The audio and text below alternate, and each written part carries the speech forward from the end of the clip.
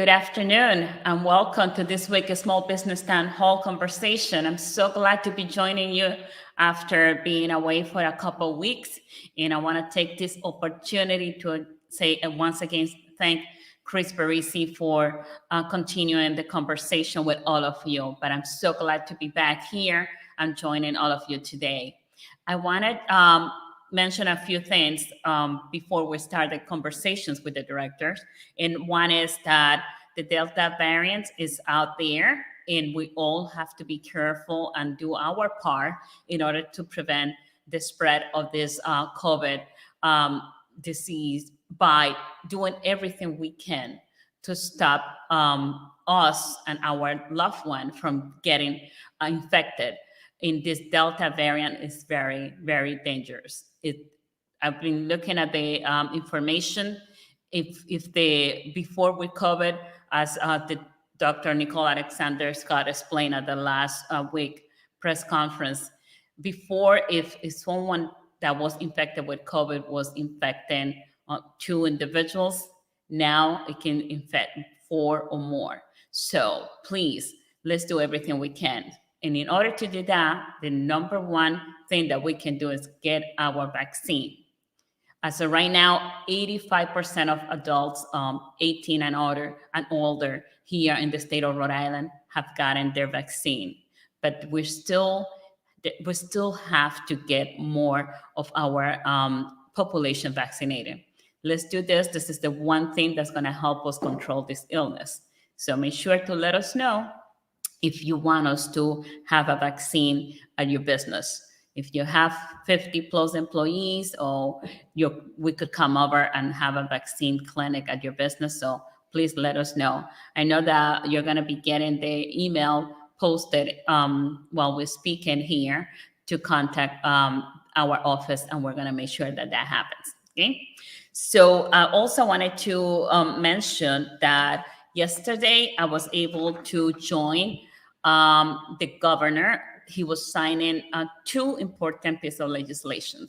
Governor McKee signed the legislation that was sponsored by Representative Baginski, Senator Gallo, Representative Craven, and Senator Lombardi.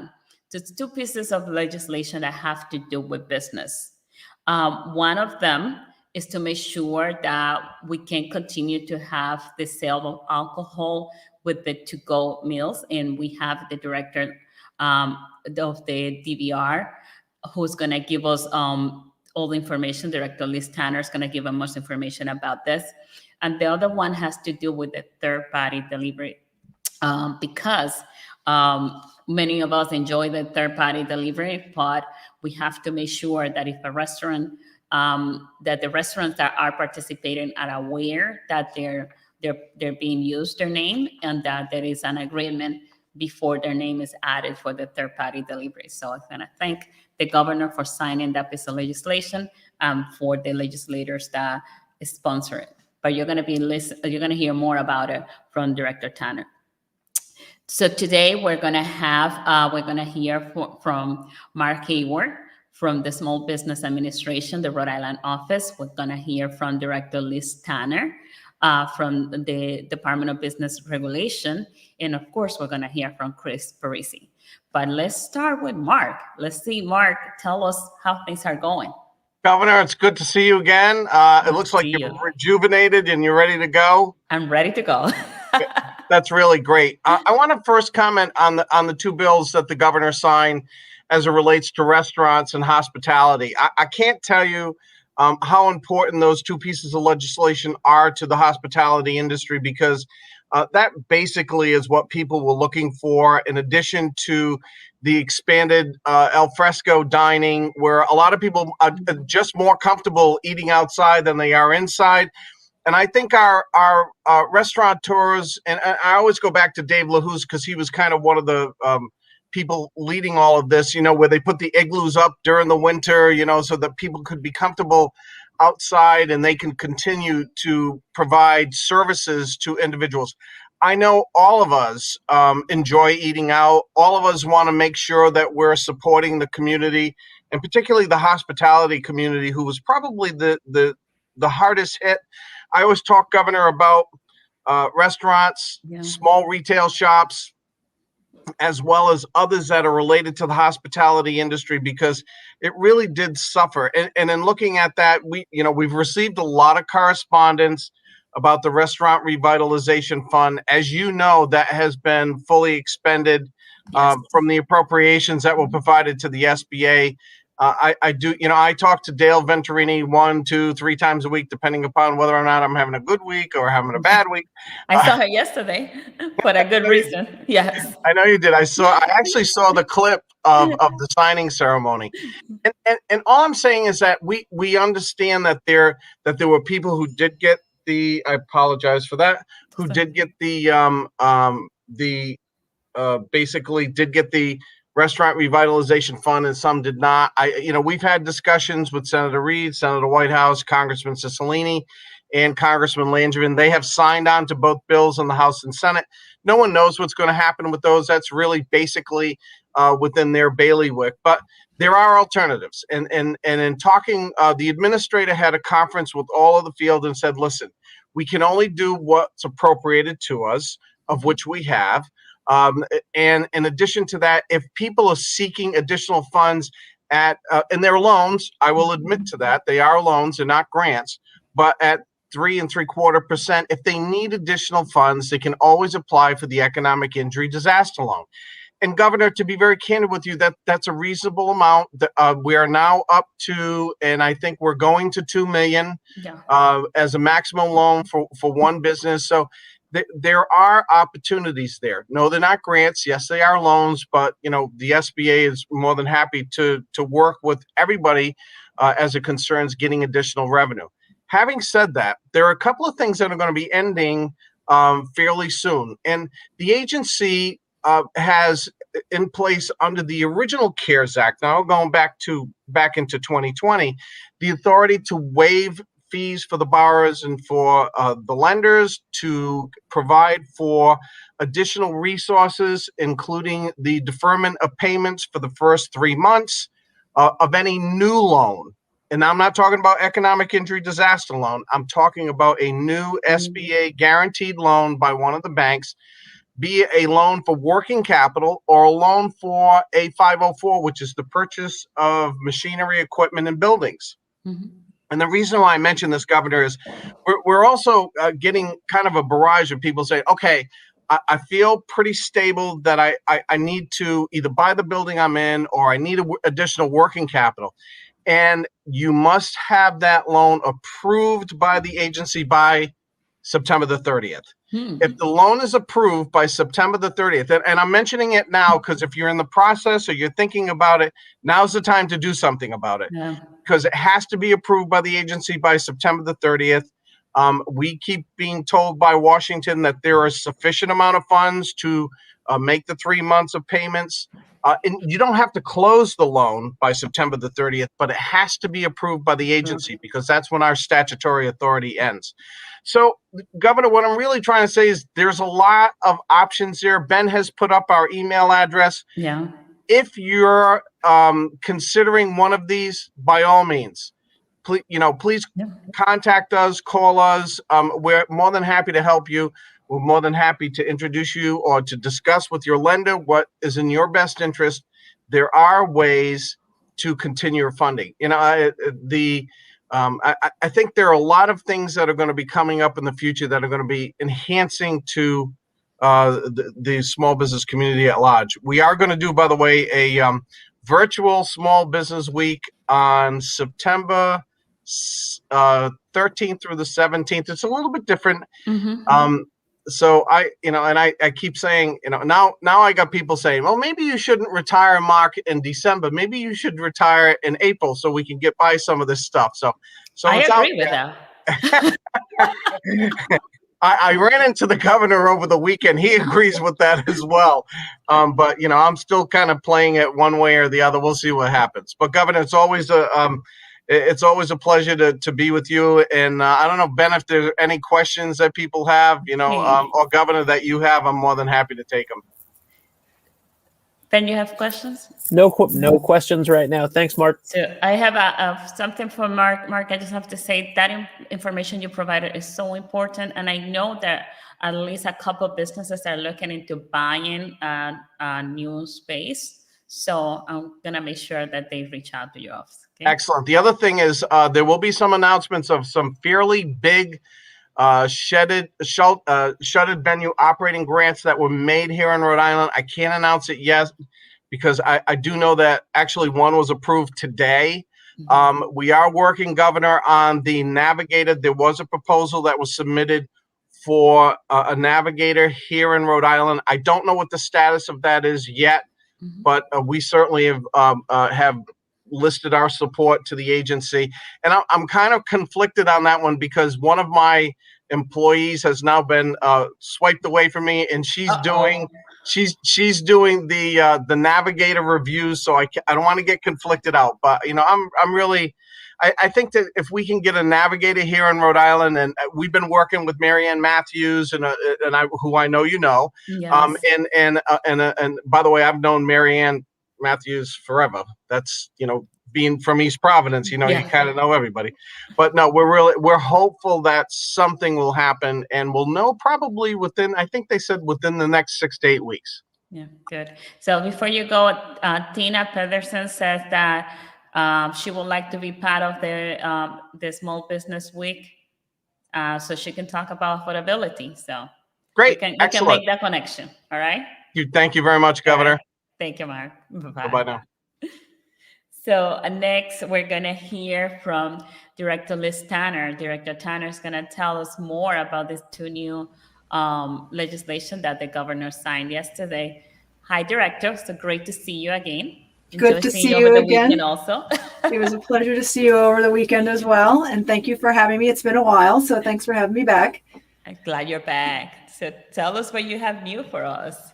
So, a pretty popular topic, sometimes, most of the time when I'm on these shows, I have to talk about stuff that people don't want to hear about. And so it's nice to be able to talk about something that people really do want to hear about, which is liquor to go, right? So, not unlike what Mark said, we worked really fast and really hard to try to make opportunities for businesses. And, the most popular of those was the liquor to go for sure. And so that was, made permanent. And we're very excited about the opportunity for businesses to really continue to be able to grow their businesses by doing that. And so we actually have a chart that gives you the nitty gritty details, right? Because I know that some people might be wondering and asking. So thanks, Ben. Now, I can tell you on mine, it's looking pretty small. So I'm not sure. LG, can you see that pretty good?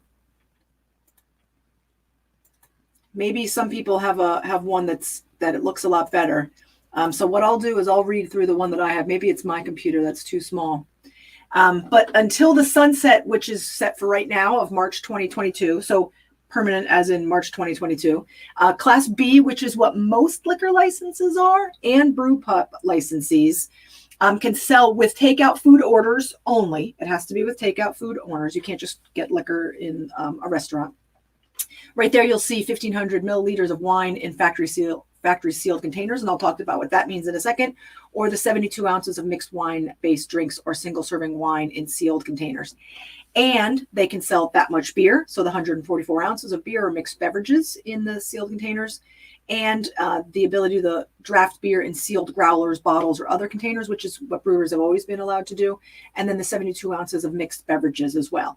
So just a quick story about what it means to be sealed. I will never forget, and I've actually said this on one of the other shows that you've had here. David Dedekian called me up. He said, Liz, this is awesome about liquor to go. This is great. And he said, but what does a sealed container mean? And we said, I don't know, give me 15 minutes. And so that's what we did. So Pam Toro, general counsel over at the Department of Business Regulation, and I said, okay, let's figure this out pretty quickly. So we came up with, in 15 minutes, the definition of in such a way as to prevent reopening without obvious evidence that the seal was removed or broken. So sometimes the word delis is it's the packaging, that's what it's called. Mm-hmm. So it can be a deli with a secure lid and a tape closure, initialed and dated. And so that's the official definition of a sealed beverage.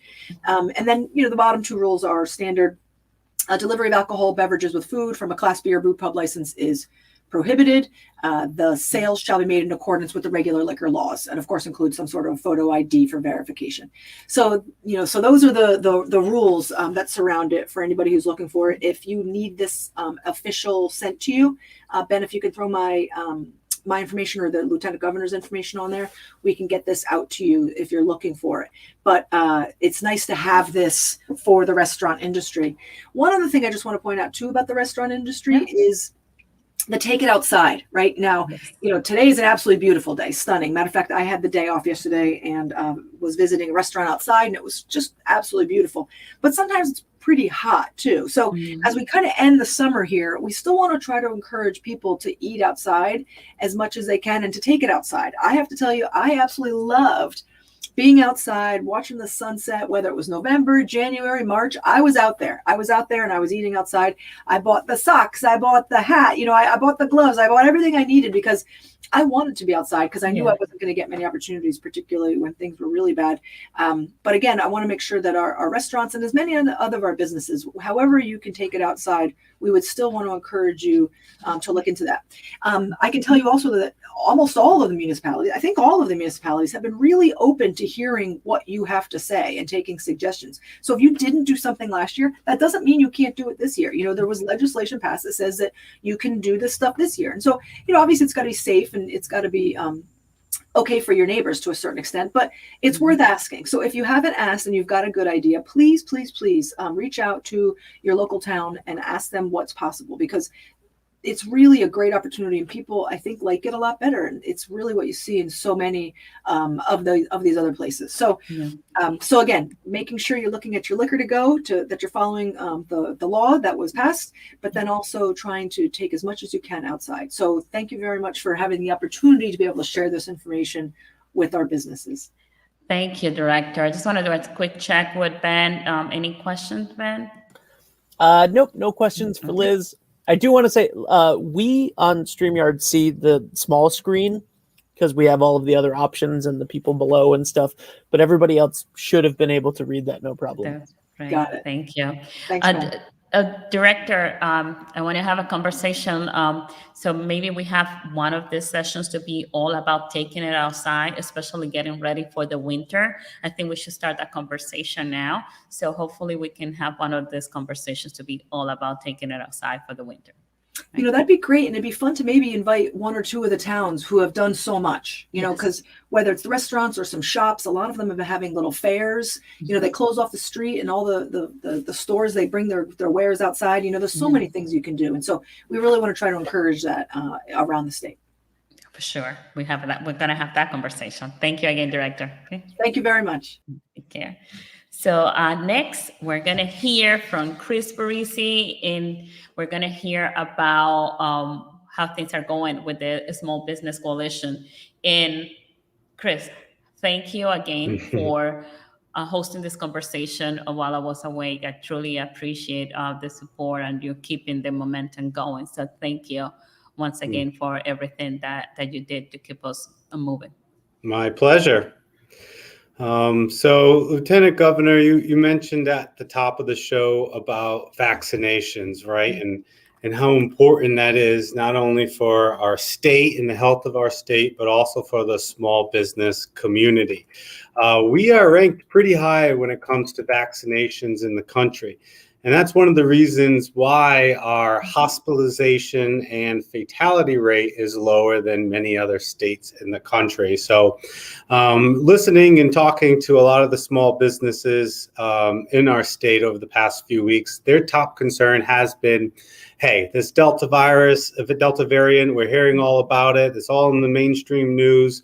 What is this going to mean for our state and our small businesses?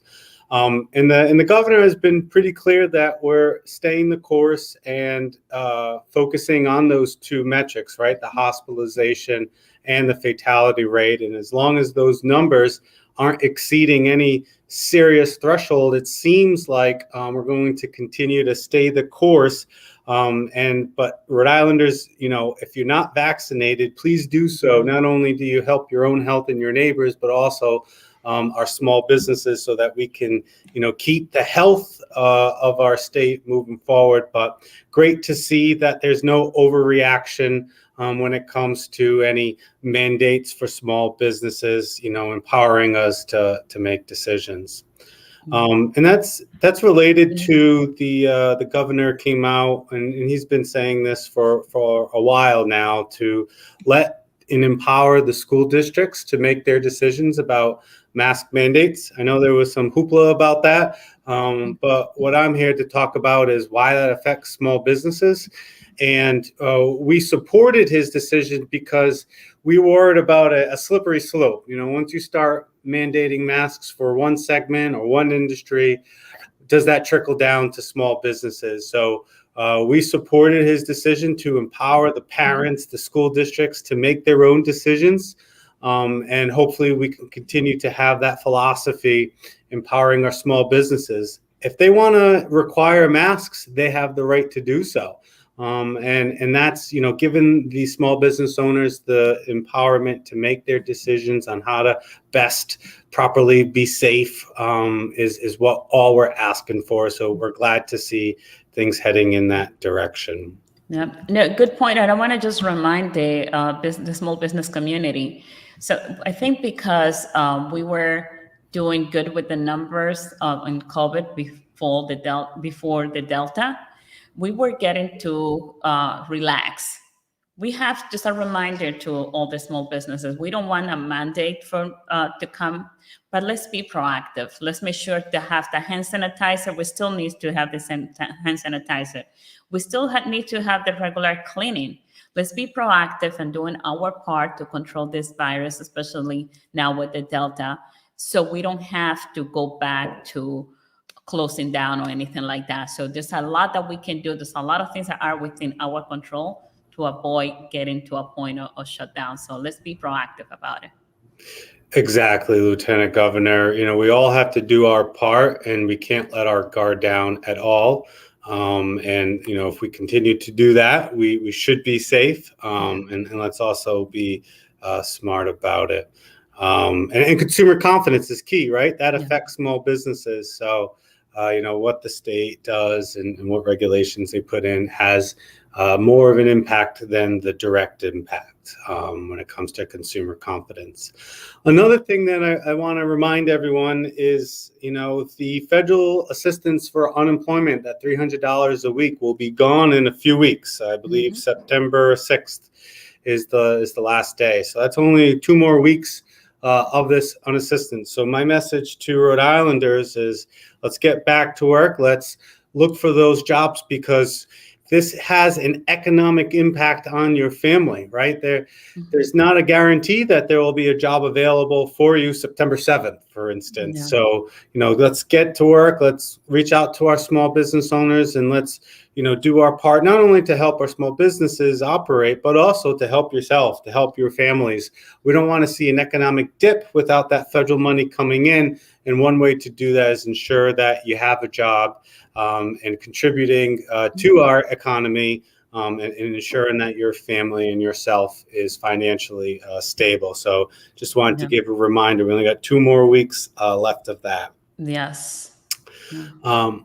And my final point here is, as we, look to economic recovery, what can we do immediately and in the short term to help our small business community? I know Commerce is working on some ideas. I know the governor's office and yourself is thinking about how to best utilize existing and previous federal dollars. So we look forward to seeing what they come up with. But my message is that, there needs to be an immediate solution.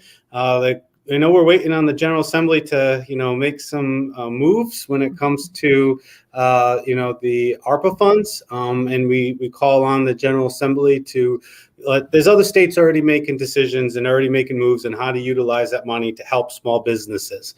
So we have a little call to action to our General Assembly members and leaders to ensure that during this special legislative session, we have that as a priority quickly and swiftly, as well as smartly, as the governor proposed, thinking ahead. Let's not just waste these dollars for quick fixes. Let's think of 2030 and beyond and how we can invest in what Rhode Island should look like in our future.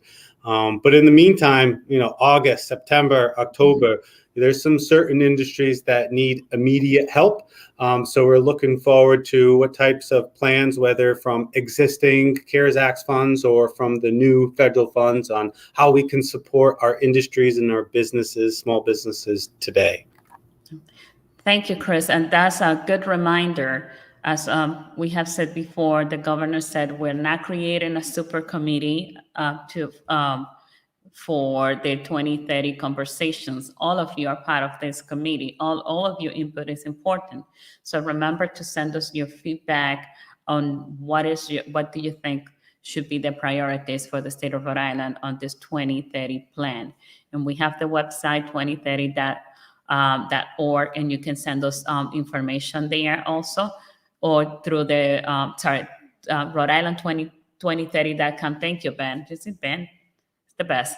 So He is. 2030.com is the website. Make sure that you go there and give us your feedback. And another thing is that you mentioned, which is important, it is time. It is time for all of those that have not gotten the vaccine yet to make sure you get your vaccine. But also it is time for all of the individuals that have been in the unemployment, which is going to be ending, as you said, in a couple weeks.